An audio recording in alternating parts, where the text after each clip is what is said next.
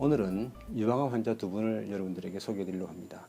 두 분이 다 항암 치료를 받으시는데 한 분은 굿 로드맵을 따르시기 때문에 잘 항암 치료를 잘 받아내시고 한 분은 저하는 그런 로드맵을 따라가시기 때문에 어려워하시는 그런 케이스를 여러분들에게 두 분을 소개해 드리려고 합니다.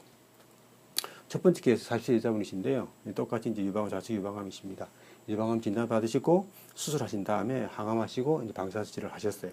그리고 이제 호르몬요법, 타목시펜, 놀바덱스를 드시고 계셨는데 그렇게 하시다가 간으로 수술하신 1년 후에 다시 이제 재발되신 그런 케이스가 되겠습니다. 물론 재발하시고 난 다음에 또 다시 이어서 항암을 하시는 그런 분이시게 되겠습니다.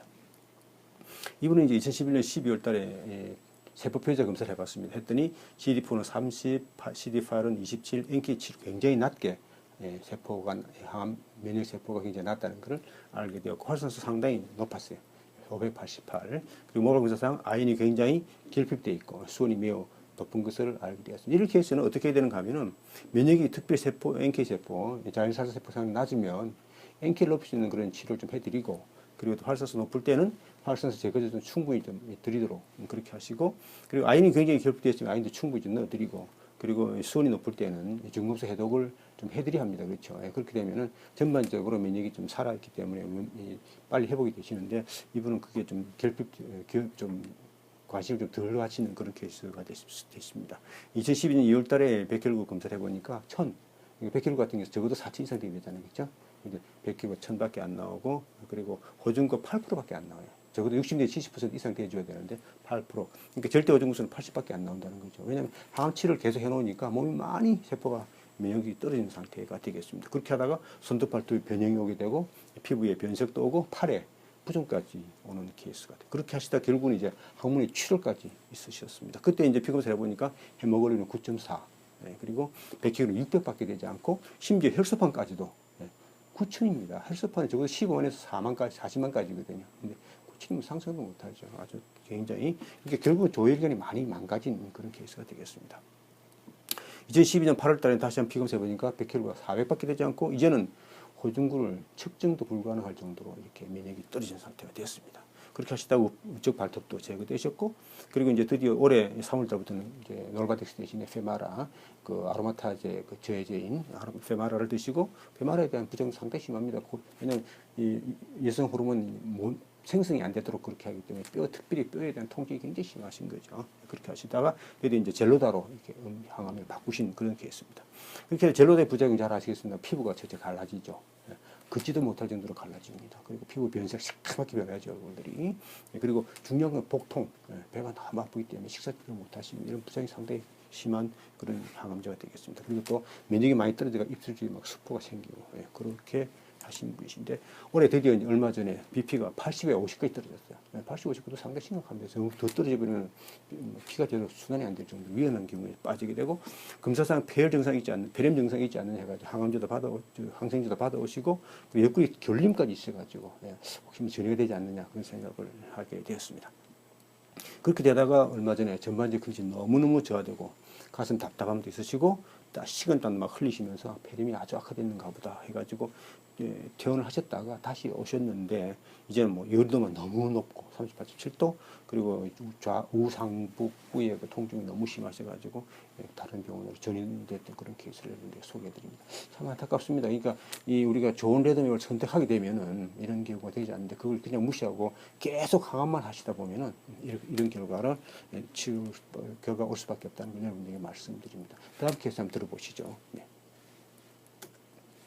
다음 케이스 똑같은 여자분이 나이도 비슷하시죠. 39세신데 이분도 왼쪽 유방암이시죠. 유방암이신데 수술하시기 전에 미리 항암하시고 또 수술하기 전에 방사선까지 하셨어요. 그렇게 하시고 이제 수술을 작년 2012년 1월 달에 분당서울대병원에 하셨는데 하시고 난 다음에도 좀 좋지 않으셨는지 계속 항암을 또 방사선을 계속하셨습니다. 그러다 보니까 이분도 면역이 많이 떨어져 놓으니까 이제 유방 쪽에서 이제 폐 쪽으로 전이가 되셨습니다.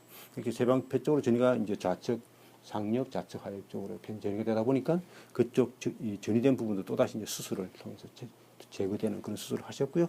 그렇게 하시면서 올해 드디어 이제 2013년 1월 달부터는 젤로다 아까 말씀드린 이분도 젤로다 경구항암제로 이제 바꾸셔서 이제 150, 1,500mg을 하루에 2번 이렇게 드시기 시작하셨습니다. 여러분 잘 아시겠습니다만 젤로다 항암제 아까 말씀드린 그런 손발 저림이라든가 식욕 저하, 체력 저하, 체중 저하, 그리고 안색이 새카맣게 변하는 이런 여러 가지로 이분도 어려움을 당하셨습니다. 그러다가 저희 병원 오셨는데요.